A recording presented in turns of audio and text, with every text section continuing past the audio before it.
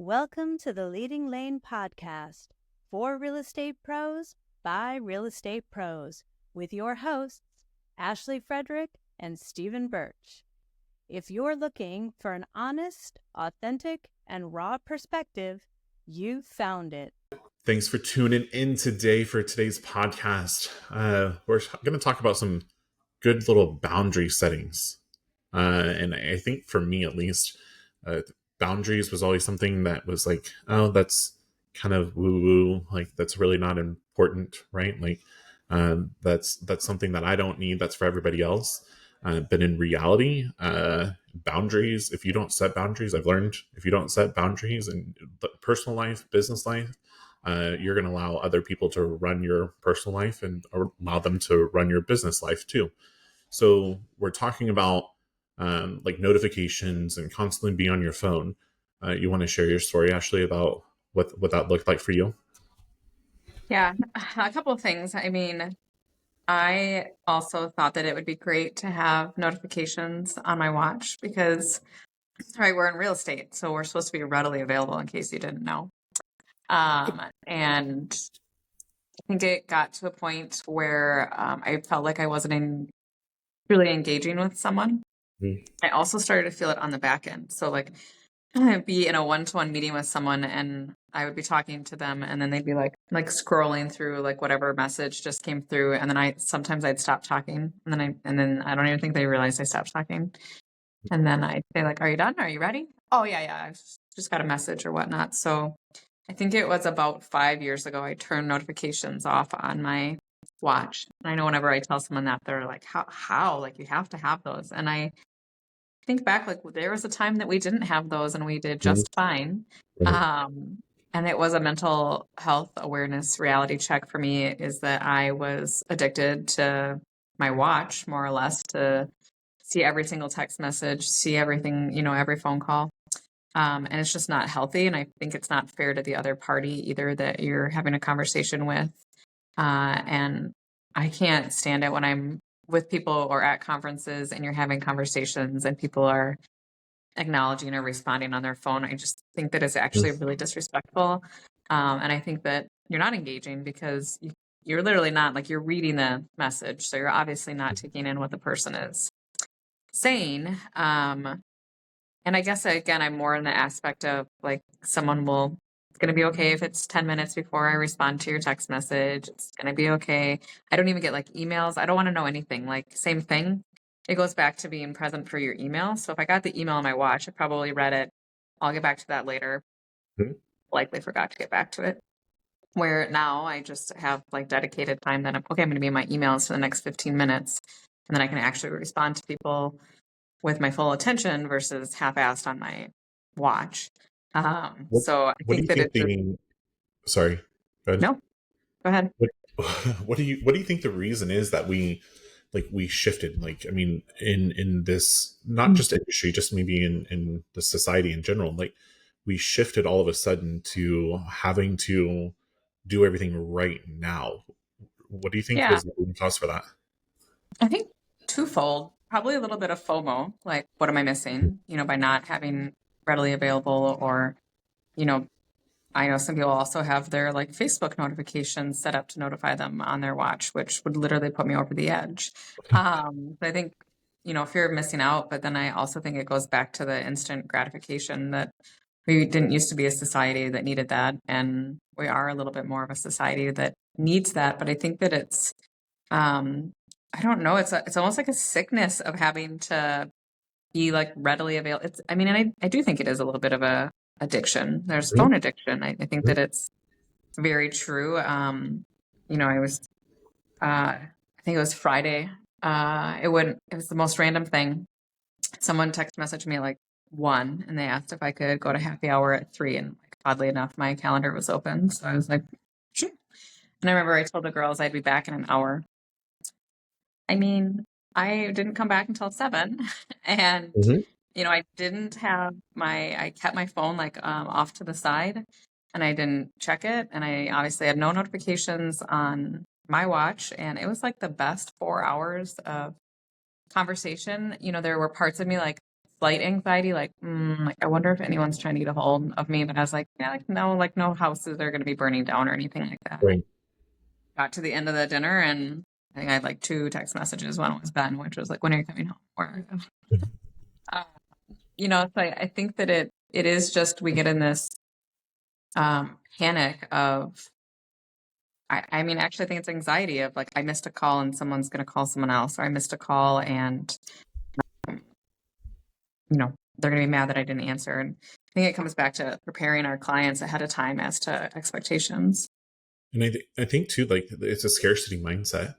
Mm-hmm. Like at least for me, like when I asked you that question, I was trying to think of like what it was that like really made me switch over. Like I remember like when emails first can come on your phone, like and just on BlackBerry, right? Like how we wanted everything right there at our fingertips, and you're constantly glued to it.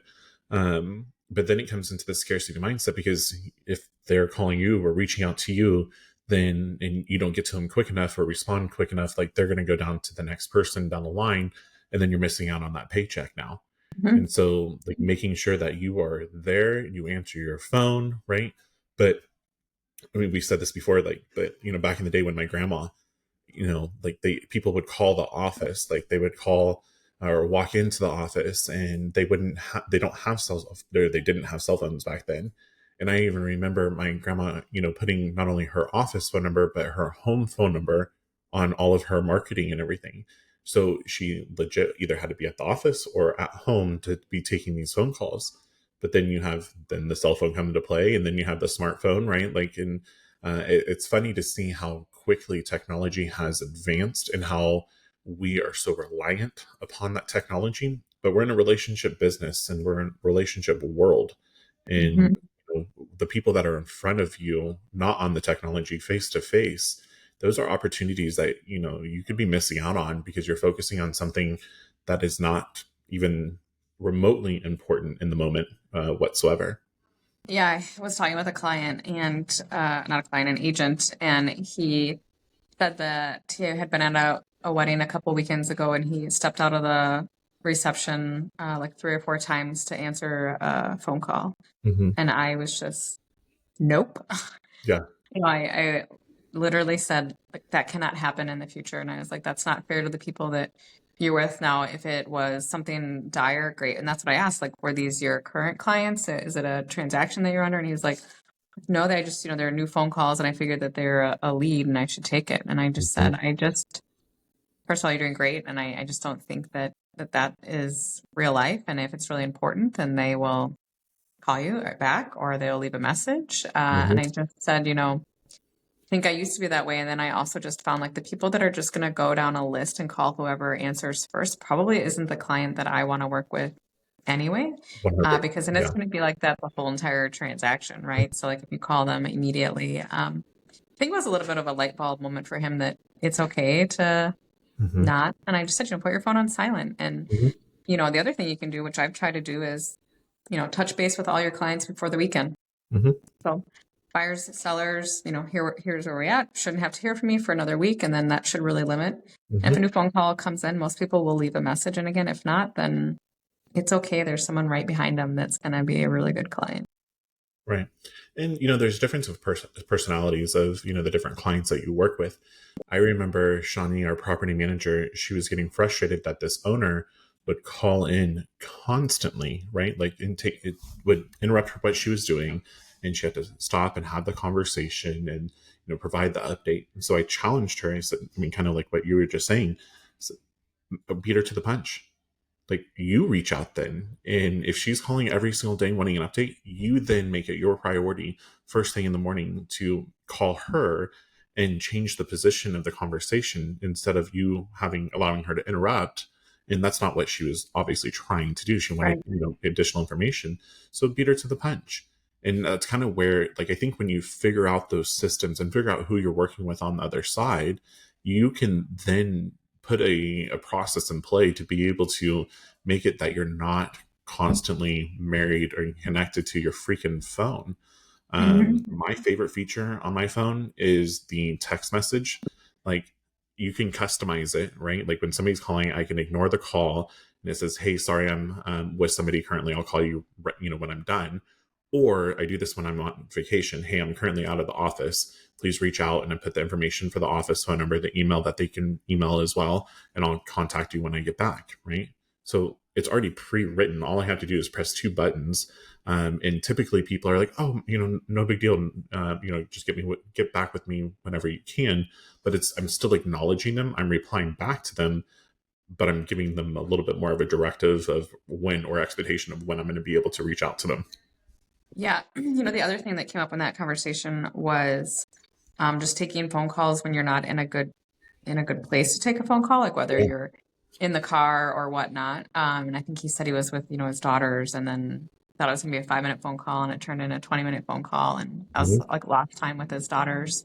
Then he also said, right, like this person gave him a whole bunch of information while he was driving at the time. So it's not like he was able to write down all of the information. So then you have to call that person back, and you're kind of missing half of what they told you. So I said, like, right, wouldn't that have been great just to let the phone call come through, because you weren't in a good space to take it, and then you could have actually set the time, had paper in front of you, had your computer in front of you, so you could have answered other questions, could have made their notes right away, which would have, made you look more professional to start with. I think that where that comes from is, all these real estate mastermind groups and everything, which those groups have gotten like off the deep end lately. But it always says like, answer your damn phone. And it is, I think I've said this before, but it just really frustrates me because I don't think that I get it. Like I get, you need to call people back. I think I saw someone that yesterday they said there should be a requirement for how many listings you can have. That agent had 5 listings and she hasn't returned my call in an hour. And I was just like, okay, I've got 30 some, so no. And here's the other thing, like if I'm in a meeting, like sometimes I'm in a board meeting that's 2 hours long, or I'm out showing houses for an hour and a half. Like I'm not gonna call or interrupt that client. So just leave a message and I'll call you back as soon as I can. I don't know how we got into this. You're a horrible agent if you didn't pick up the phone because you're in a meeting. We legit have this conversation all the time. Now, do I think that people should answer? Absolutely. But I don't think that answering and acknowledging are two totally different things. I think that you should have some sort of method to be able to say, hey, kind of like I said with the text message, whatever it's going to be, acknowledge that you hear them, or send them a text afterwards, whatever. But it does not mean you have to get somebody on the phone right then and there. We had an agent in a transaction that legit threw a bitch fit with one of our agents, and she's one of our top performing agents. And she was busy on other appointments. And so then she called the office and she made this big scene about how our agent doesn't ever answer, how unprofessional, blah, blah, blah, blah, blah, like all of these different things. And then come to find out, the agent sent 14 emails back to back to back to back in this time. And then, so like when our agent finally was like, hey, I'm in other meetings, like I have a business to run, like I can't be at your beck and call. Like that agent lost her ever living shit, called Ryan, went on to this whole thing about how we're unprofessional and all of this stuff, and just like went on this rant. But like, I kind of want to flip this around. The people that maybe aren't answering their phones, like they're actually running and doing business. And maybe the people that are fixated that, they're not answering your phone, maybe you need to pick up and do more business or get out of the industry. Like toodaloo. Right. It's insane.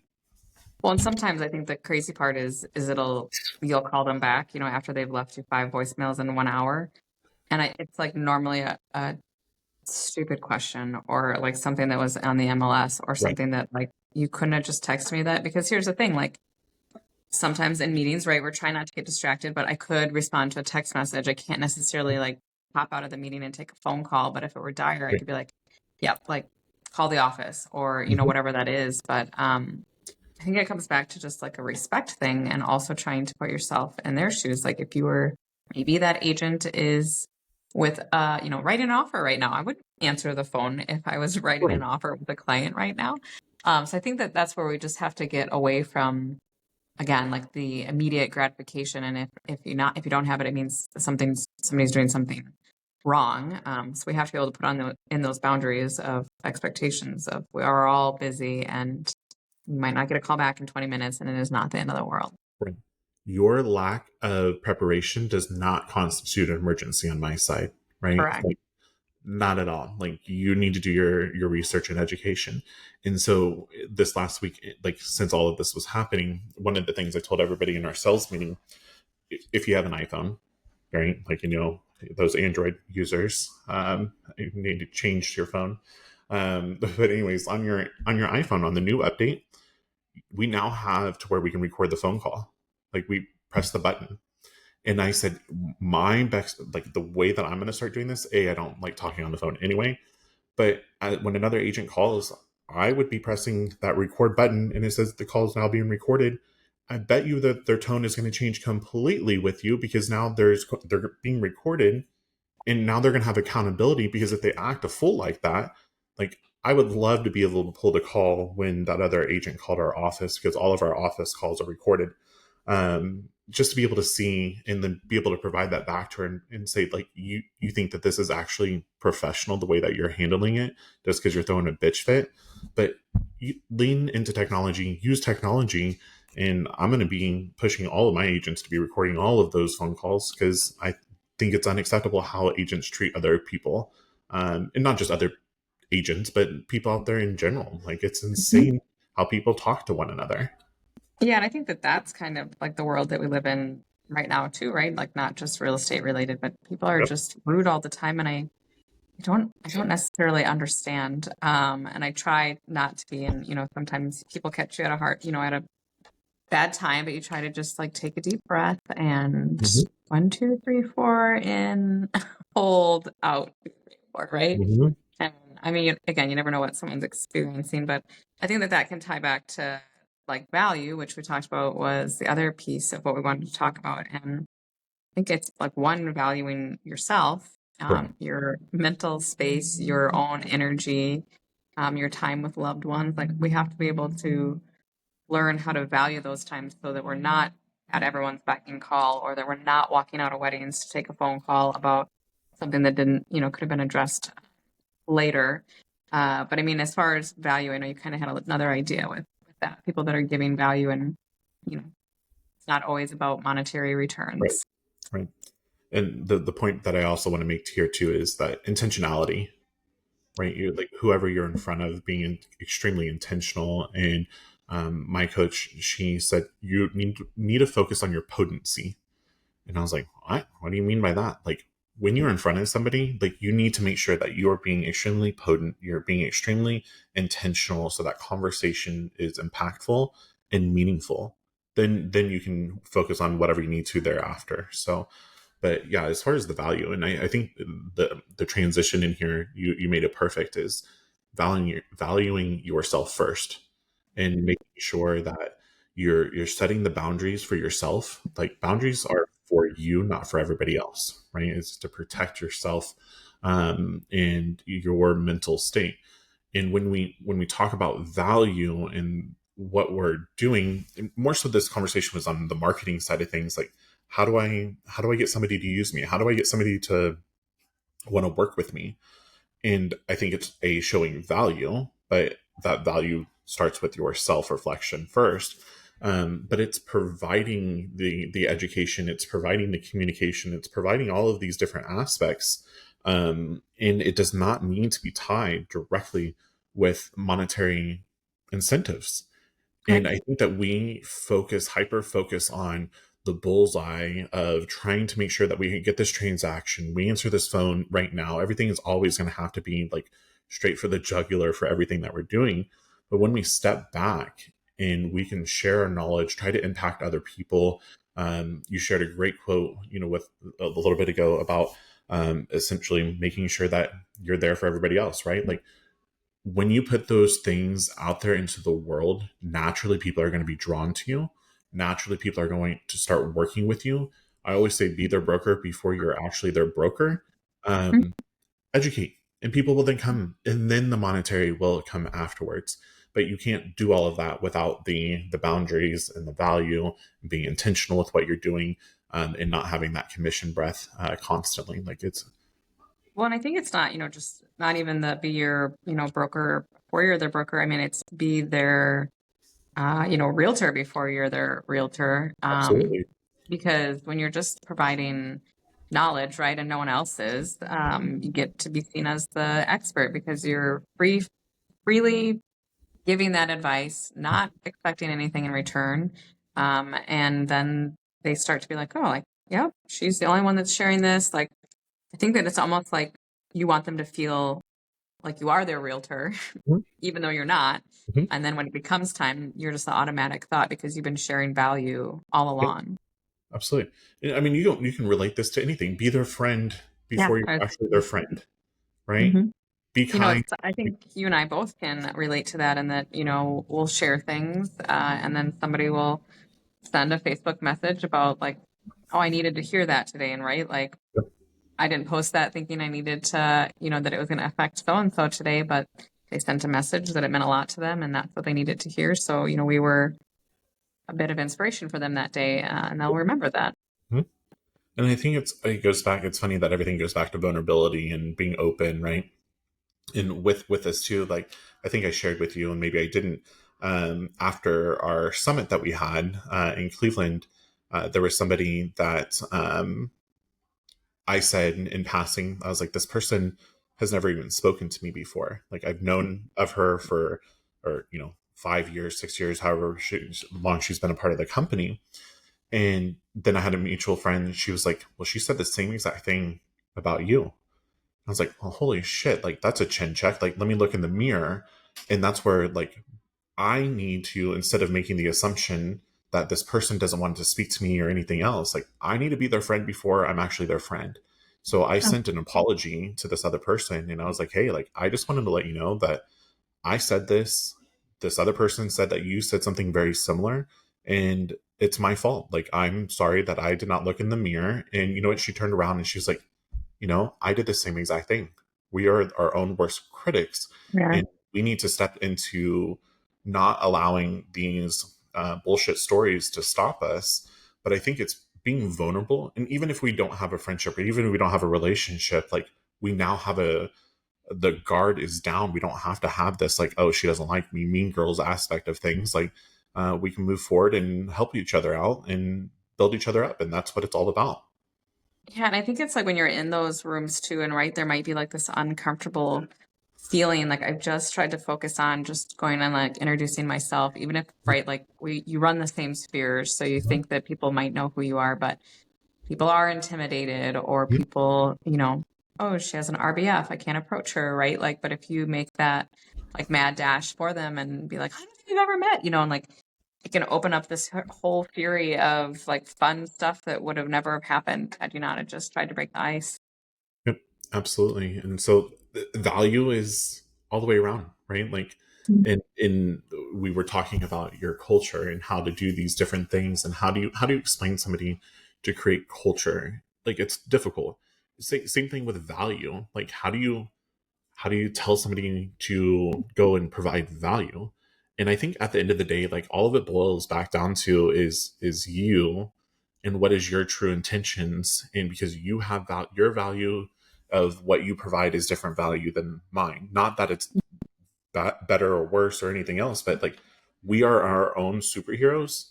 And so therefore, when we step into our own, like, then our value is going to come naturally, right? Like, our intentionality is going to come naturally. Like, all of these things are going to be overflowing, but until we actually become our own, we're not ever going to really experience that and to be able to share that with the world. I think it also goes back to being authentic, right? Yeah. Because you can try to put on this front of someone that you are, which that's hard to hold up to. Plus, Mhm. it'll come out that that's not actually you. So, I mean, I literally just tell people like either you like me or you don't, and that's okay. And the people that do like get to have a lot of fun and we have a great time. And the ones that don't, like, well, missing out. And we have to get to that point where we're okay with people that are intimidated or don't like us or just will never like people because maybe they're miserable human beings, right? There are those. But we have to get to that point where, yeah, we're quirky and this is the way we are. And some people will attract and some people we won't. And it's okay. Yep. And I'm A-OK with that. It's taken me a long time to be able to get where I am now. And I think also, we've said this before too, is that like it's forever evolving. It's something that I don't think that is just an on switch, off switch. Like this is something that we constantly have to work on ourselves. And then will then overflow naturally from there too. But I'm okay if you don't like me. That's great. There's more people in the world, and I want to make sure that I'm living in my true skin and having happiness and joy with myself. And my goal is to be able to bring people with me that want to go on with that journey with me. Yeah, whether it's a yacht or a jet. Or both. I'm here for it, man. Let's make it happen. Cool. Well, thanks for tuning in for today's podcast. Please like, subscribe, and share.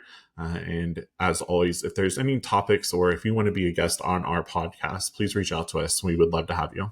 If you've enjoyed today's episode, please like, subscribe, and share with others. Stay connected for more genuine insights and strategies to boost your real estate career on Facebook, or check out our website. We'll see you next time.